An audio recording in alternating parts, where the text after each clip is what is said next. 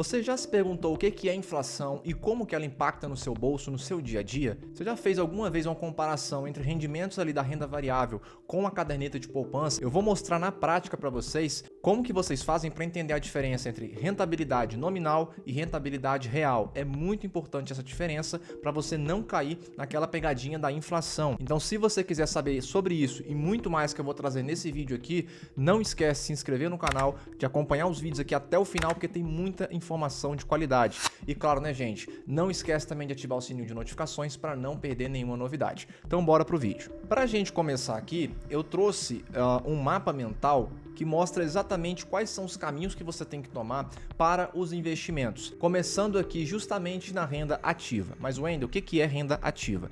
A renda ativa nada mais é do que aquele dinheiro que provém do seu trabalho de fato. Então, se você vai lá todo dia no trabalho, se você precisa vender algum produto ativamente, essa é uma renda ativa. No meu caso, por exemplo, como servidor público, tem que cumprir horário. Então, a renda ativa provém justamente desse trabalho laboral. No caso da renda passiva, é totalmente o oposto da renda ativa. Porque na renda ativa, como eu falei, você tem que trabalhar de fato. Já na renda passiva, o dinheiro trabalha por você. E é justamente esse dinheiro da renda passiva que a gente sempre vai tentar buscar aqui através dos investimentos.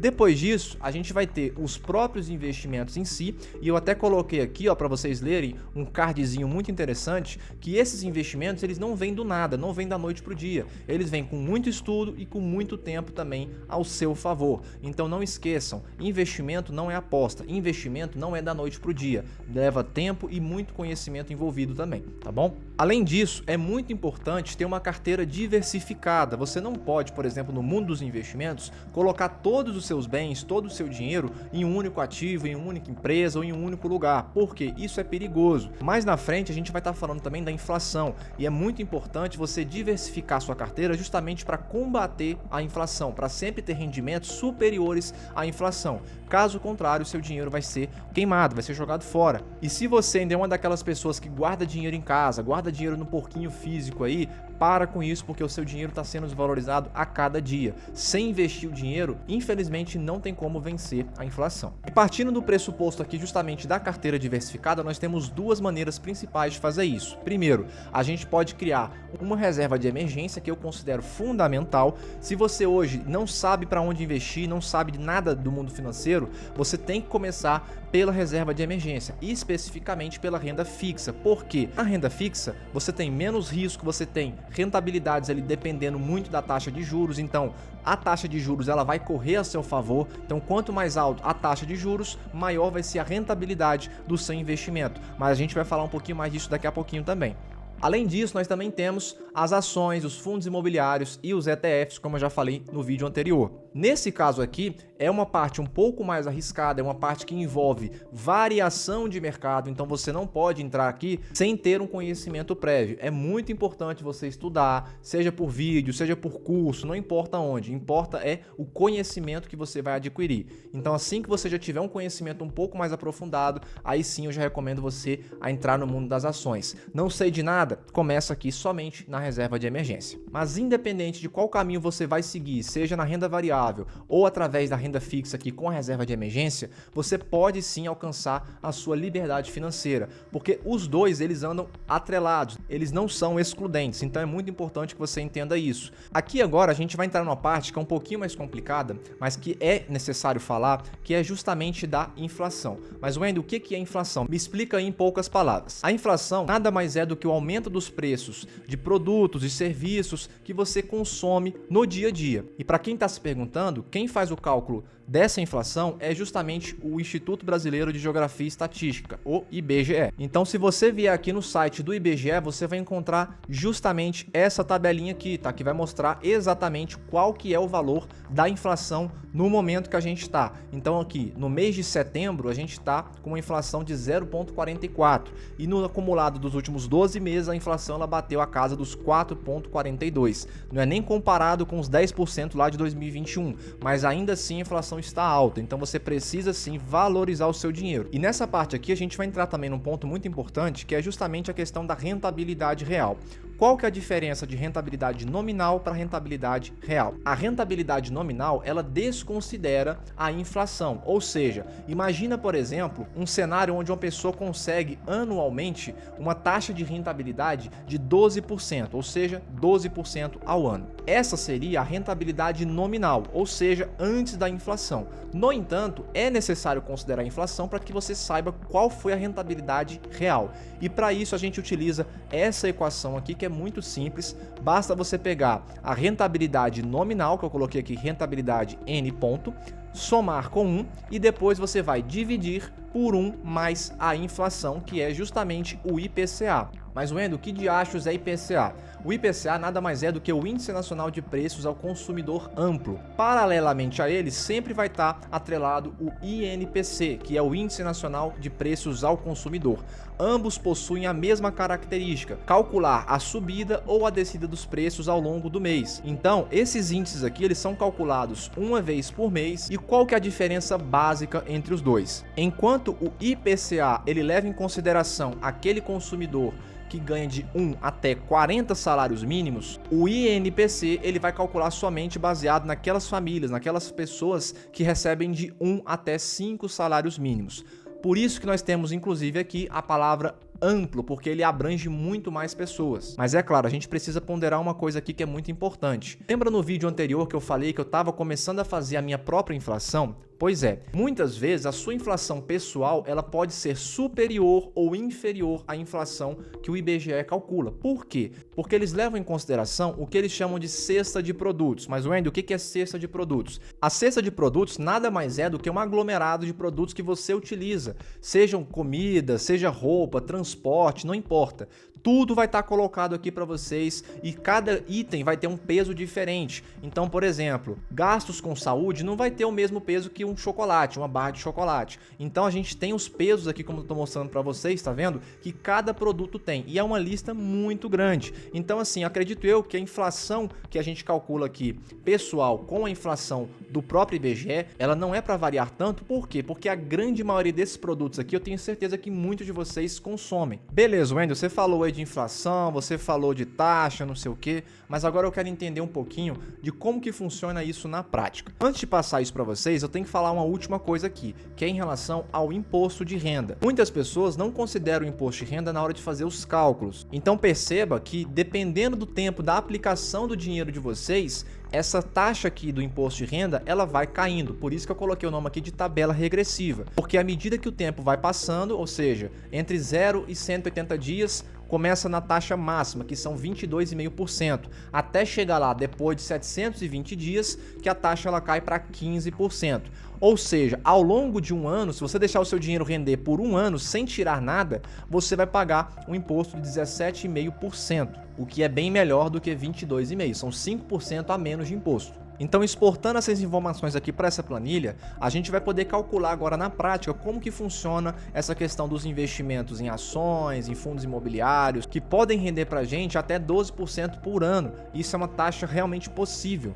E em contrapartida, a gente vai fazer também um comparativo com o rendimento da poupança. Então vamos lá. Pegando como exemplo aqui um montante de 10 mil reais, a gente está começando aqui com 10 mil reais e a gente vai colocar uma rentabilidade nominal. Lembra, essa rentabilidade nominal é aquela rentabilidade que você tem ao final do ano. Vamos colocar uma média de 12% ao ano, beleza? É uma rentabilidade relativamente boa que é muito possível de conseguir. Reparem que somente com essa taxa de rentabilidade aqui, a gente teria um rendimento de R$ 1.200, ou seja, em um ano a gente ganharia R$ 1.200 sem fazer absolutamente nada. Tudo isso aqui seria renda passiva. E pegando justamente aqui, através dessa tabelinha que a gente fez aqui, vamos pegar uma taxa de 17,5%. Por quê? Aleatório, você pode pegar qualquer taxa aqui, mas lembra, vai depender muito do tempo de aplicação que você faz. Vamos colocar uma taxa de 17,5%, pensando numa pessoa que não quer ficar muito tempo investindo, só quer investir por um ano e ver quanto que isso vai render. Reparem que após colocar essa taxa de 17,5%, o nosso rendimento nominal ele foi de 10.990, ou seja, descontando o imposto de renda, a gente teria ainda R$ 990 de lucro, digamos assim, ou seja, sem fazer absolutamente nada. Esse valor de rendimento é o rendimento bruto, sem descontar o imposto de renda, como eu falei. E o rendimento nominal é após o desconto desconto do imposto de renda. O que muitas pessoas fazem após ver esse rendimento nominal? Elas acham que esse aqui é o valor que elas têm de fato na conta. O problema disso, pessoal, é que quem faz contas pensando só no rendimento nominal está fazendo conta errada. Por quê? Porque está desconsiderando o principal desvalorizador de dinheiro do nosso grande Brasil, que é o quê? O IPCA, que é justamente a inflação. Então, nesse caso, a gente não pode desconsiderar a inflação porque ela está aí o tempo inteiro. Apesar de, na sua conta, quando você ganhar esse valor aqui, esse rendimento nominal, não vai aparecer a inflação lá na sua conta, mas ela tá por aí. Então, a gente precisa levá-la em consideração. Então, o que a gente vai fazer agora? A gente vai pegar essa taxa aqui do IPCA acumulado nos últimos 12 meses e vai colocar na equação que eu montei aqui, justamente para verificar qual que vai ser a rentabilidade real do nosso investimento. Repara que a nossa rentabilidade ela caiu de 12% para 7,26% ao ano. Aí você fala, nossa, Wendel, eu vou ter que pagar isso também? Não, você não está pagando nada. Esse valor aqui de 10.725, você não vai ver. O valor que você vai ver são os 10.990. Mas quanto que vale esses 10.990? Aí sim é esse valor aqui, o rendimento real. Então na sua conta bancária vai aparecer 10.990. Mas quando você for comprar alguma coisa no mercado e tudo mais, esse aqui é o valor real, o poder de compra que você tem de fato. Por isso que quando a gente fala que uma pessoa está queimando o dinheiro dela, deixando o dinheiro parado em casa, debaixo do colchão, em um porquinho, naqueles cofrinhos bem frufru que muita gente ainda tem, ela está queimando o dinheiro dela, ela está perdendo o poder de compra. E agora aqui a gente vai entrar num outro ponto que é muito importante também, que vai gerar muita dúvida, vai gerar muito embate, eu tenho certeza disso, que é a questão da poupança. Muitas pessoas acham ainda que a poupança é um bom negócio, é um bom investimento, e gente, não é, infelizmente não é. Eu me lembro, na época de 2008, 2009, se eu não me engano, 2010, alguma coisa assim, que a Caixa, a Caixa Econômica Federal, começou a incentivar as pessoas a colocarem mais dinheiro na caderneta de poupança. E vocês devem lembrar disso também, que era justamente aqueles poupançudos, aqueles bonequinhos lá, que tinham Frankenstein, era mó legal, os cofrinhos poupançudos, que você ganhava quando você colocava dinheiro na poupança. E essa era mais uma forma do governo incentivar o brasileiro a colocar dinheiro na poupança. Só que, gente, quando você coloca o seu dinheiro na caderneta de poupança, como eu falei para vocês, na grande maioria do tempo, vocês estão perdendo o poder de compra e perdendo, consequentemente, o seu dinheiro. E agora eu vou mostrar para vocês por que isso acontece. Nessa tabela aqui, como vocês podem estar vendo, coloquei aqui no caso o rendimento da poupança nos últimos 12 meses, como vocês podem estar vendo aqui, tá? Mas nesse caso não tem 12 meses esse ano ainda, porque a gente ainda está em outubro, então não tem como ter 12 meses. Para deixar isso aqui mais legal, o que eu fiz? Eu peguei esses valores e coloquei aqui todos eles aqui, tá? De janeiro até outubro, e fiz uma média. Peguei esse valor médio aqui, que é justamente a média desses valores acumulados dos últimos 12 meses. E é exatamente esse valor médio aqui que a gente vai pegar para utilizar como rentabilidade nominal. Então a gente vai colocar aqui 7,42. Só que repara numa coisa que é muito interessante. Lembra que lá na carteira de investimentos da renda variável, a gente já começava com a rentabilidade nominal em 12%? Aqui na caderneta de poupança, a gente começa com essa rentabilidade a 7,42. E, gente, não sou eu que estou inventando essa taxa. Essa taxa aqui, ela existe. Esse aqui é o rendimento da poupança. Se você achava que a poupança rendia mais, era realmente um bom negócio, presta muita atenção que você vai ver a realidade, o que é a poupança. Então, só colocando aqui o valor de 7,42, a gente chega a um rendimento de R$ 742. Diferentemente, no caso dos investimentos que a gente colocou aqui da renda variável, a poupança ela é isenta de imposto de renda. Aí muitas pessoas falam, nossa, então vou investir só na poupança para não pagar imposto. Calma. Repara que o nosso rendimento nominal ele passou a ser 10.742, enquanto que lá na renda variável ele estava 10.990, ou seja, já está abaixo, mesmo que a poupança não tenha a cobrança de imposto de renda. Só que aí é que vem a mágica do negócio. Quando a gente faz esses cálculos aqui, até chegar no rendimento nominal, a gente ainda não considerou a inflação, lembra disso. Então agora a gente vai pegar esses mesmos 4,42% e vai colocar aqui justamente no IPCA, que é justamente a inflação do Brasil. Reparem no que vai acontecer com essa rentabilidade real bem aqui. Presta muita atenção. Ela tá 7,42. Olha para quanto que ela vai. A queda, gente, foi de praticamente 5%. Ou seja, uma rentabilidade real que você tem aí de 7,26 na renda variável, você vai cair para 2,87 de rentabilidade real na poupança. Aí mais uma vez vem aquela pessoa e fala: ah, mas eu ainda tô conseguindo ganhar da inflação. Tudo bem. Só que imagina um cenário caótico onde essa inflação aqui, ó, no caso o IPCA, ela vai passar ou chegar muito próximo de 10%. Vamos colocar aqui 10%. Repara que a rentabilidade real, ela fica negativa. O que significa isso? Significa que o seu dinheiro está sendo desvalorizado. Você perdeu muito poder de compra. Então repara bem, apesar da gente ter tido um rendimento nominal positivo, o nosso rendimento real ele foi negativo.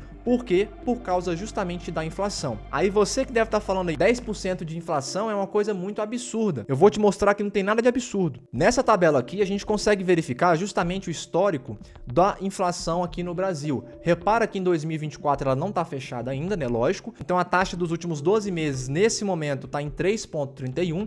E olha bem aqui, descendo só até 2021, a taxa estava maior do que 10%. Ou seja, a inflação estava lá nas alturas.